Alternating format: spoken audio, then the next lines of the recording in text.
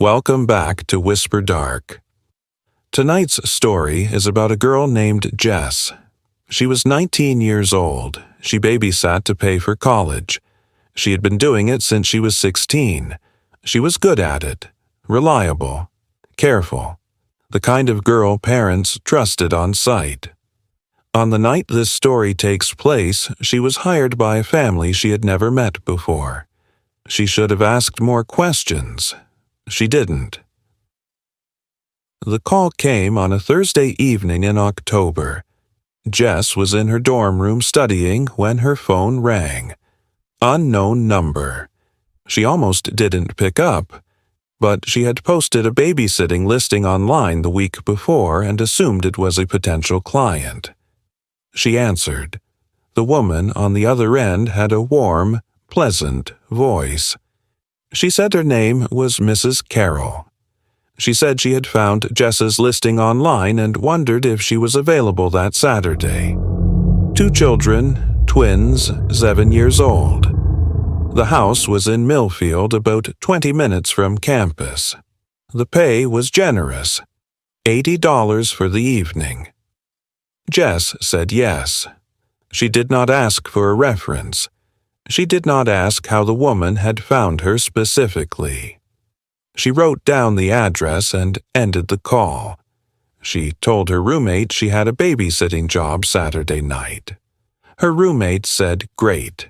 Neither of them thought anything more of it. Saturday arrived cold and clear. Jess drove to the address she had written down, a large house on a quiet residential street in Millfield. The house was older, set back from the road behind a tall hedge with lights on in the downstairs windows. It looked ordinary. It looked fine. She knocked on the front door at 7 o'clock exactly. The woman who opened it was in her 40s, well-dressed, dark coat, hair pulled back neatly. She smiled warmly. She said she was Mrs. Carroll. She introduced her husband, a man in a suit standing just behind her, also smiling, also warm. Something about the smiles was slightly off. Jess couldn't say what exactly. They were a little too fixed, a little too deliberate, like smiles that had been practiced rather than felt. She told herself she was being paranoid. First-time clients were always slightly awkward. She stepped inside. The house was beautifully decorated, warm and tasteful. Nothing out of place. Family photographs on the walls, books on the shelves, a bowl of fruit on the kitchen counter. Everything exactly as you would expect a family home to look. Mrs. Carroll showed her around. The kitchen, the living room, the children's bedroom upstairs at the end of the hall. Jess looked in at the children. They were twins, a boy and a girl, 7 years old with dark hair and pale skin, already in their white pajamas. They were sitting together on the boy's bed reading a picture book. They looked up at Jess when she came in and stared at her for a long moment without speaking. Then the girl smiled. It reminded Jess of the parents' smiles. Too fixed, too deliberate. She told herself children were just strange sometimes. Mr. and Mrs. Carroll left at 7:30. Mrs. Carroll had written the emergency number on a notepad in the kitchen. She said the children's bedtime was 8:30. She said they were well-behaved and wouldn't give any trouble. She said to call if anything came up. Jess walked them to the door and said goodnight. She stood in the doorway and watched their car pull out of the driveway and disappear down the road. And then she was alone in the house with the children. She went back inside and locked the front door. She sat on the living room sofa with the television on low. She could hear the children upstairs. Quiet voices, the faint sound of pages turning. By 8:15, the house was silent. They had gone to sleep without being asked. Jess thought, easy night. She was wrong. At 9:47, her phone rang. She looked at the screen. Unknown number. She answered. Silence. Then, very quietly, from what sounded like a long distance away, a child's voice. It said, "She is in the house." Jess sat up straight. She looked around the living room. She was alone. She said, "Hello? Who is this?" The line went dead. She stood up slowly and went to the foot of the stairs and listened. The house above her was completely silent. She went upstairs. She pushed open the children's bedroom door. Both children were asleep, exactly as they should be. Still and quiet in their beds. She stood in the doorway for a long moment looking at them. Then she went back downstairs. Her phone was on the sofa where she had left it. There was a new missed call. From the children's room. The landline. The house had a landline she hadn't noticed, and someone had called her from it. While both children were asleep upstairs, Jess stood in the living room holding her phone and staring at the missed call notification. The children's room. The landline. She told herself there was an explanation. The children had woken up. One of them had picked up the phone and called her mobile by accident. Children did strange things. It didn't mean anything. She went back upstairs. Both children were still asleep. She checked twice. She stood at each bedside and watched their chests rise and fall for a full minute. They were deeply, genuinely asleep. Neither had moved.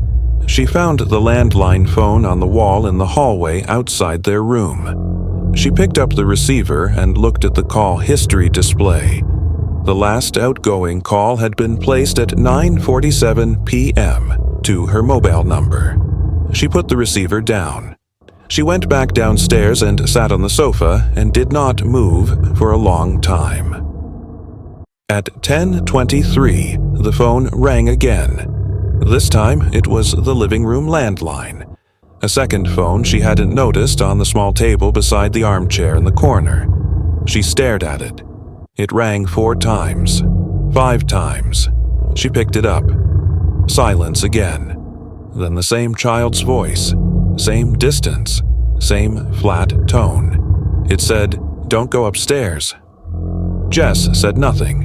She stood completely still with the receiver pressed to her ear. The voice said, "She is standing behind you right now." Jess spun around. The living room was empty. She was alone. She stood with her back against the wall and looked at every corner of the room. The television still playing quietly. The bowl of fruit on the counter visible through the kitchen doorway. Nothing moved. Nobody there. She hung up the phone. Her hands were shaking. She called Mrs. Carroll's number, the number on the notepad in the kitchen, the emergency contact. It rang 6 times, then a recorded message. "The number you have dialed is not in service. Please check the number and try again." She tried twice more. Same message. She called the agency she sometimes worked with, the one that connected babysitters with families. She asked if they had any record of a Carroll family in Millfield. The woman on the phone checked and said no. She had never placed Jess with that family. She had no record of them at all. Jess stood in the kitchen with the phone in her hand and thought very carefully about what she was going to do next. She decided she was going to leave. She picked up her bag. She walked to the front door. She reached for the handle. And then from upstairs, clearly and directly, she heard one of the children say her name. Not crying, not scared, just her name, spoken quietly and flatly. The way you say someone's name when you know they can hear you. Jess. She stopped with her hand on the door handle. She should have left. She knew it. She knows it now. but she couldn't leave 2 children alone in a house she was becoming less and less certain about. She went back upstairs. The children's bedroom door was open. She was certain she had pulled it shut when she left. She pushed it open slowly. Both children were sitting up in their beds now, awake, looking directly at her. Jess said, "Are you okay? Did you call me?" The girl shook her head slowly. The boy said, "We didn't call you." Jess said, "One of you did, on the phone downstairs." Both children looked at each other. Then the girl said, "The phone downstairs doesn't work. It hasn't worked for years." Jess felt the floor shift under her. She said, "What do you mean it hasn't worked?" The boy said, "It's been disconnected since before we moved in. Our mom tried to use it once and it was dead." Jess stared at them. She said, "Your mom, Mrs. Carroll." The children looked at her blankly. The girl said, "Who is Mrs. Carroll?" Jess said, "Your parents, the people who hired me tonight." The children continued to stare at her with the same flat, calm expression. The boy said, "Our parents are in Denver. They have been since Thursday. Our grandma is supposed to be staying with us." Jess's mouth went dry. She said, "Who let me into this house tonight?" Neither child answered. The girl turned slowly and looked at the bedroom window. It was dark outside. Jess followed her gaze. The curtain was moving. There was no wind. The window was closed. The curtain moved slowly and steadily as if something behind it was breathing. Jess grabbed both children by the hand. She got them downstairs in 30 seconds. She unlocked the front door and got all 3 of them outside onto the porch in the cold October night air. She called 911 from the front path. The police arrived in 6 minutes. They searched the house from top to bottom. They found no one inside, but in the children's bedroom, behind the curtain that had been moving, the window was open. It had been opened from the inside. The detective who handled the case told Jess 3 things. First, the house did not belong to any family named Carroll. It belonged to a retired schoolteacher named Howard Vick, who had been renting it to the family whose children Jess had been watching. He had no knowledge of any babysitter being hired. Nobody had contacted him. Second, the landline in the house had been disconnected for over a year. The children were right. It was physically impossible for it to have made or received calls. The phone company confirmed this in writing. There was no active line. No calls could have originated from that number, and yet Jess's call log showed 2 incoming calls from it, both recorded, both time-stamped, both real. The detective said he had no explanation for that. Third, the woman who had called Jess on Thursday evening, the woman with the warm, pleasant voice who called herself Mrs. Carroll, had used a number that, when traced, belonged to a payphone in a gas station 14 miles from the campus. A payphone that had been vandalized and out of service for 3 months. The call had come from a broken payphone. That had not been used in 3 months. Jess sat in the police station and listened to all of this and did not say anything for a very long time. The investigation found no evidence of a break-in.